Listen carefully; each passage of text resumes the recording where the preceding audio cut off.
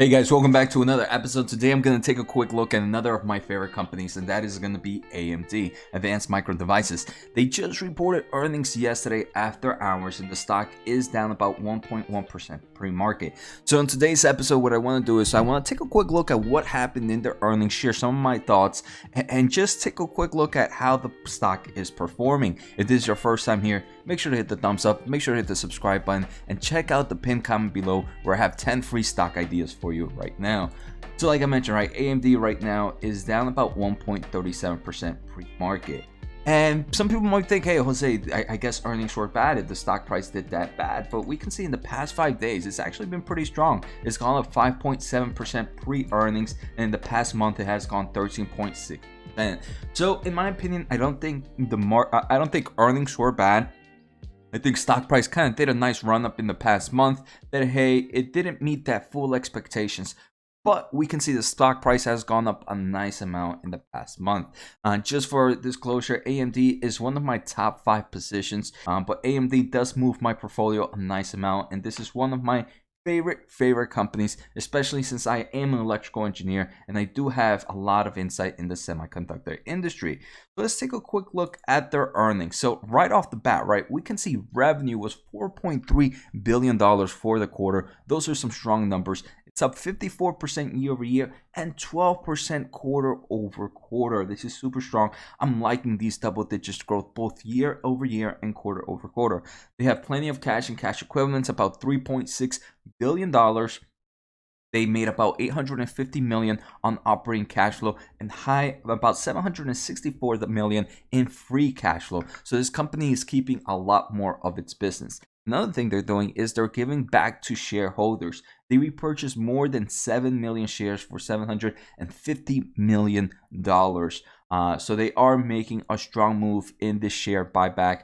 And finally, they did mention that the Xilinx acquisition remains on track to close by the end of the year. And that's something I'm super excited because the Xilinx is going to bring a new market, in my opinion, to AMD, especially in the programmable logic sector, which I think is great news. So now that we have all that, I also want to take a quick look at some things that they mentioned in their earnings call that I think were super important, and then we'll come back to the slideshow. Do you want 10 free stock picks right now? Well, if you do, let's take a quick listen to today's sponsor, a great reason why I'm able to provide so much content to you guys for free. I want to thank the Motley for sponsoring this video. Motley is a company that provides investing insight and stock recommendations for investors of all skill sets and risk levels. You all know how much I love researching new stocks and trying to find the next best investment. So I'm proud to partner with the Motley Fool to bring you 10 free stock picks from their popular product, Stock Advisor. Stock Advisor has beat the market by more than 4x. Go to fool.com/Jose to get your free 10 stock picks now. But here I have, they did mention in their slideshow that their GPU market for the data center is still small, very small compared to everything else in their that they are producing, right? So that's something to keep in mind. We are going to take a quick look at data center revenue in a bit, but they do mention that it's still super small. The other thing that they mentioned is we have had a competitor, Intel, report earnings last week. Intel, even though they did see a growth in data center, they did mention a bit of the slowdown in data center was caused because China was kind of not doing, due to certain gaming restrictions and certain geopolitical issues, China wasn't growing as fast. One thing AMD did mention, Lisa Su actually was the one who mentioned it during the earnings call. It was actually a question by an analyst. She says that, hey, we're personally not seeing that type of delay at the moment.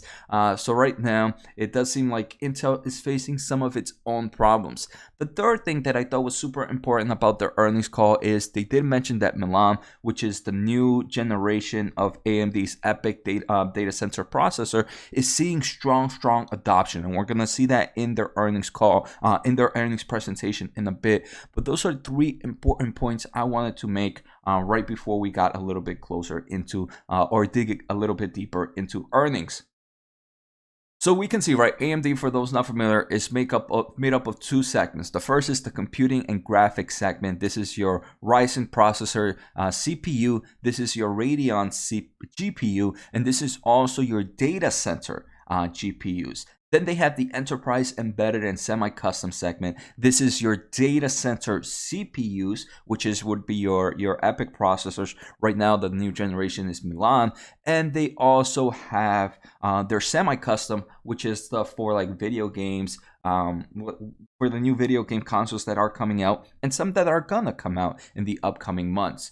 So we can see, let's jump into the computing and graphics segment. That was up 44% year over year and 7% quarter over quarter. Again, we're still seeing strong numbers here. They did mention, hey, they would be able to sell more right now, but because of shortage, they can't. So see, these numbers can grow dramatically.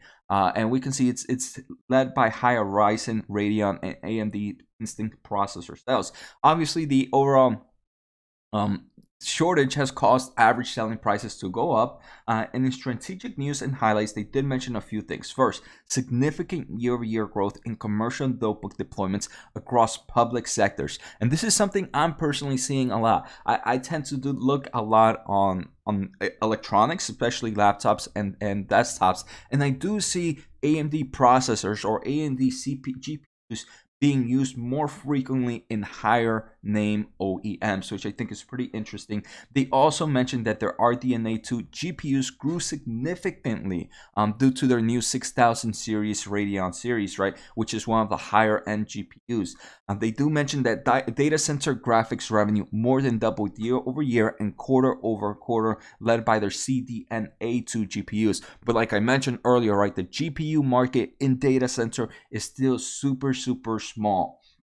Now, if we go into the enterprise, revenue was $1.9 billion, and it was up 69% year over year, 20% quarter over quarter. That is insane, and it was driven by higher EPYC processor and semi-custom product sales. Right now, with holiday season coming up, I'm pretty sure the overall gaming consoles are pumping as much game systems as they can. This is one that's these gaming systems have come out over a year, and some people who want them still can't get their hands on them. There's still huge demand for it, and obviously the shortage is definitely playing a big impact in that.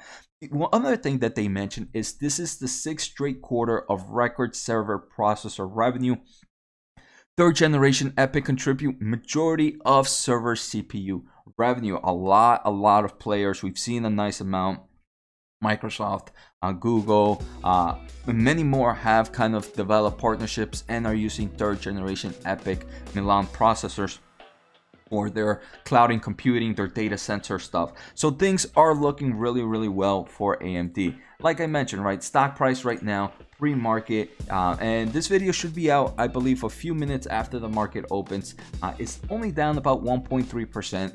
Even though it is down, like I said, this stock price has been up nice in the past month, and I believe even though stock price is down, earnings were still great. And another thing we can see, right, AMD right now, for my opinion, is a bit overextended. That doesn't mean it's a time to sell. I have no plans of selling my shares anytime soon. But I do believe there is the chance of higher volatility, and even though earnings were that good and the stock price didn't drop that bad, I do believe it shows how the strength of AMD right now. So I hope you guys enjoyed today's episode. Take care, have a good day, and see you next time.